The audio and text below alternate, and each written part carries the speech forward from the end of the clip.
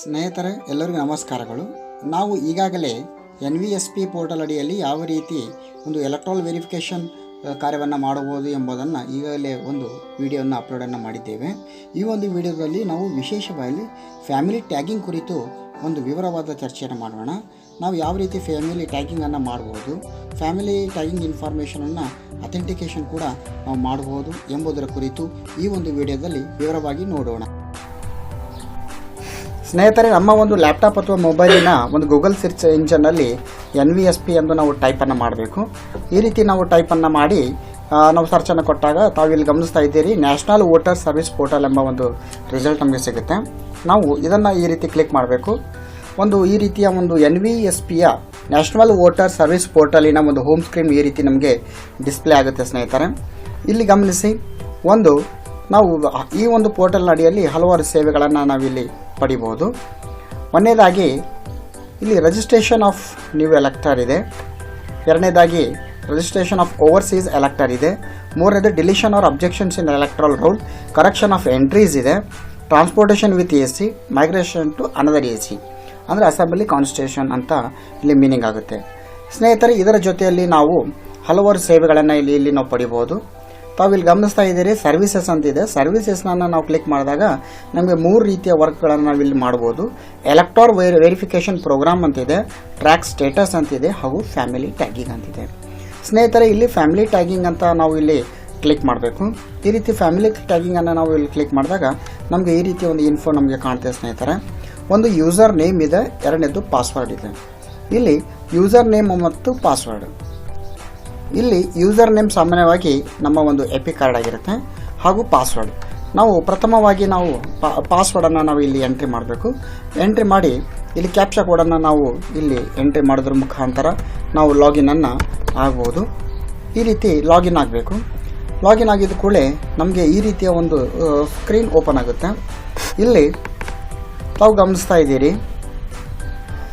ಸ್ನೇಹಿತರೆ, ಈ ಸರ್ವಿಸಸ್ನಲ್ಲಿ ಫ್ಯಾಮಿಲಿ ಟ್ಯಾಗಿಂಗನ್ನು ನಾವು ಕ್ಲಿಕ್ ಮಾಡಿದಾಗ ನಮಗೆ 2 ರೀತಿಯ ಐಕಾನ್ಸ್ಗಳು ಕಾಣುತ್ತೆ. ಒಂದು ಫ್ಯಾಮಿಲಿ ಲಿಸ್ಟಿಂಗ್ ಇದೆ, ಎರಡನೇದು ಫ್ಯಾಮಿಲಿ ವೆರಿಫಿಕೇಷನ್ ಇದೆ. ನಾವು ಪ್ರಥಮವಾಗಿ ಫ್ಯಾಮಿಲಿ ಲಿಸ್ಟಿಂಗನ್ನು ಮಾಡಬೇಕು. ಫ್ಯಾಮಿಲಿ ಲಿಸ್ಟಿಂಗನ್ನು ನಾವು ಇಲ್ಲಿ ಕ್ಲಿಕ್ ಮಾಡಿದಾಗ ನಮಗೆ ಈ ರೀತಿಯ ಒಂದು ಹೋಮ್ ಸ್ಕ್ರೀನ್ ಓಪನ್ ಆಗುತ್ತೆ. ಸ್ನೇಹಿತರೆ, ತಾವು ಇಲ್ಲಿ ಗಮನಿಸ್ತಾ ಇದ್ದೀರಿ, ನಾವು ಯಾವ ನಮ್ಮ ಫ್ಯಾಮಿಲಿ ಮೆಂಬರನ್ನು ಆ್ಯಡ್ ಮಾಡಬೇಕಾಗಿದೆ ಅವರ ಎಪಿಕ್ ನಂಬರನ್ನು ಇಲ್ಲಿ ನಾವು ಆ್ಯಡ್ ಮಾಡಬೇಕು. ಈ ಎಪಿಕ್ ನಂಬರ್, ಸ್ನೇಹಿತರೆ, ಇಲ್ಲಿ ನನ್ನ ಫ್ಯಾಮಿಲಿ ಮೆಂಬರ್ನ ಒಂದು ಎಪಿಕ್ ನಂಬರ್ನ ಆ್ಯಡ್ ಮಾಡಿ ಆ್ಯಡ್ ಟು ಫ್ಯಾಮಿಲಿ ಅಂತ ಕ್ಲಿಕ್ ಮಾಡಬೇಕು.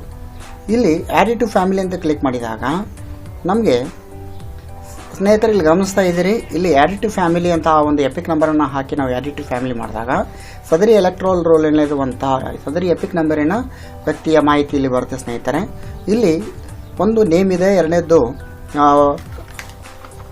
ಫಾದರ್ ನೇಮ್ ಅವ್ರ ಹಸ್ಬೆಂಡ್ ನೇಮ್ ಇದೆ, ರಿಲೇಷನ್ ಟೈಪ್ ಇದೆ, date of birth, age, gender ಇದೆ.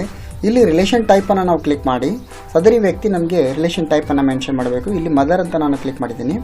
ಈ ರೀತಿ ಮದರ್ನ ಕ್ಲಿಕ್ ಮಾಡಿದ ಮೇಲೆ ಇಲ್ಲಿ 2 ಆಪ್ಷನ್ ಇದೆ. ಸ್ನೇಹಿತರೆ, staying with you, not staying with you ಅಂತ. ಇಲ್ಲಿ ನಾವು ಸ್ಟೇಯಿಂಗ್ ವಿತ್ ಯು ಅಂತ ನಾನು ಕ್ಲಿಕ್ ಮಾಡಿರ್ತೀನಿ. ಈ ರೀತಿ ನಾನು ಆ್ಯಡನ್ನು ಮಾಡಿ ಇಷ್ಟೊಂದು ಮಾಹಿತಿ ಆ್ಯಡ್ ಮಾಡಿದ ನಂತರ ಇಲ್ಲಿ ಆ್ಯಡ್ ಮೆಂಬರ್ ಅಂತ ಇದೆ. ಈ ಆ್ಯಡ್ ಮೆಂಬರನ್ನು ನಾವು ಕ್ಲಿಕ್ ಮಾಡಬೇಕು.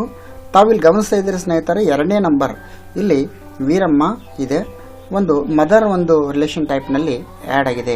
ಇಲ್ಲಿ ನಾವು ಕನ್ಫ್ಯೂಸ್ ಆಗಿ ಒಂದು ಆ್ಯಡ್ ಮಾಡಿದಲ್ಲಿ ರಿಮೂವ್ ಒಂದು ಆಪ್ಷನ್ ಕೂಡ ಇಲ್ಲಿದೆ. ಸ್ನೇಹಿತರೆ, ಈ ರೀತಿ ನಮ್ಮ ಫ್ಯಾಮಿಲಿ ಮೆಂಬರನ್ನು ನಾವಿಲ್ಲಿ ಆ್ಯಡ್ ಮಾಡ್ಬೋದು.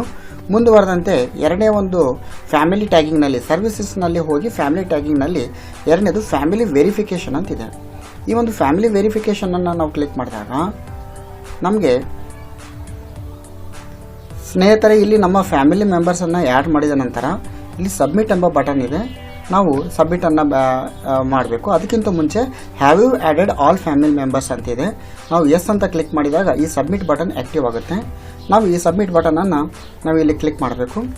ಈ ಸಬ್ಮಿಟ್ ಬಟನ್ನ ಕ್ಲಿಕ್ ಮಾಡಿದಾಗ ಮುಂದೆ ಇಲ್ಲಿ ಏನಾದರೂ ಒಂದು ಫ್ಯಾಮಿಲಿ ಮೆಂಬರ್ಸ್ ಆಲ್ಟರ್ನೇಟ್ ಮಾಡಬೇಕಾದಾಗ ಡಿಲೀಟ್ ಫ್ಯಾಮಿಲಿ ರೆಕಾರ್ಡ್ಸ್ ಅಂತ ಕೂಡ ನಾವಿಲ್ಲಿ ಮಾಡ್ಬೋದು. ಅದಾದ ನಂತರ ಮತ್ತೆ ನಾವು ಸರ್ವಿಸಸ್ನಲ್ಲಿ ಹೋಗಿ ಫ್ಯಾಮಿಲಿ ಟ್ಯಾಗಿಂಗ್ ಹೋಗಬೇಕು. ಫ್ಯಾಮಿಲಿ ಟ್ಯಾಗಿಂಗ್ನಲ್ಲಿ ಹೋಗಿ ಫ್ಯಾಮಿಲಿ ವೆರಿಫಿಕೇಷನ್ಗೆ ನಾವಿಲ್ಲಿ ಹೋಗಬೇಕು. ಫ್ಯಾಮಿಲಿ ವೆರಿಫಿಕೇಷನ್ಗೆ ನಾವು ಹೋದಾಗ ನಮಗೆ ಈ ರೀತಿಯ ಮಾಹಿತಿ ನಮಗೆ ಇಲ್ಲಿ ಕಾಣುತ್ತೆ ಸ್ನೇಹಿತರೆ. ಒಂದೇನಿದೆ, ನಾನು ಫ್ಯಾಮಿಲಿ ಮೆಂಬರನ್ನು ನಾನು ವೆರಿಫೈ ಮಾಡ್ತಾ ಇದ್ದೀನಿ. ಒಂದು ವೆರಿಫೈ ಡೀಟೇಲ್ಸ್ ಅಂತ ಇದೆ. ಇಲ್ಲಿ ವೆರಿಫೈ ಡೀಟೇಲ್ಸ್ ಅಂದಾಗ ನಮಗೆ ಈ ರೀತಿಯ ಕೆಲವೊಂದು ಆ ಒಂದು ಫ್ಯಾಮಿಲಿ ಮೆಂಬರ್ಸಿನ ಮಾಹಿತಿ ಇಲ್ಲಿ ಓಪನ್ ಆಗುತ್ತೆ. ಇಲ್ಲಿ ನಾವು ಆ ಫ್ಯಾಮಿಲಿ ಮೆಂಬರ್ನ ಒಂದು ಡೇಟ್ ಆಫ್ ಬರ್ತನ್ನು ನಾವಿಲ್ಲಿ ಆ್ಯಡ್ ಮಾಡಬೇಕು. ಆಮೇಲೆ ಏಜ್ ಇದೆ, ಜೆಂಡರ್ ಇದೆ. ಅದಾದ ನಂತರ ಇಲ್ಲಿ house number, information display above is correct and second ಅಲ್ಲಿ ಕ್ಲಿಕ್ ಮಾಡಬೇಕು. ಎರಡನೇದು information displayed above needs correction ಅಂದಾಗ ಮತ್ತೆ ನಾವು ಕರೆಕ್ಷನನ್ನು ಏನೆಲ್ಲ ಮಾಹಿತಿಯನ್ನು ಕರೆಕ್ಷನ್ ಮಾಡಬೇಕು ಅಲ್ಲಿ ಆ್ಯಕ್ಟಿವ್ ಆಗುತ್ತೆ. Information display above is correct ಅಂದಾಗ ಈ ಒಂದು ಮಾಹಿತಿ ನಮಗೆ ಸರಿ ಇದೆ ಅಂತ ನಾವು ಇಲ್ಲಿ ಓಕೆ ಮಾಡಿದಾಗ ಈ ಒಂದು ವೆರಿಫೈ ಡೀಟೇಲ್ ವರ್ಕ್ ಕಂಪ್ಲೀಟ್ ಆಗುತ್ತೆ ಸ್ನೇಹಿತರೆ.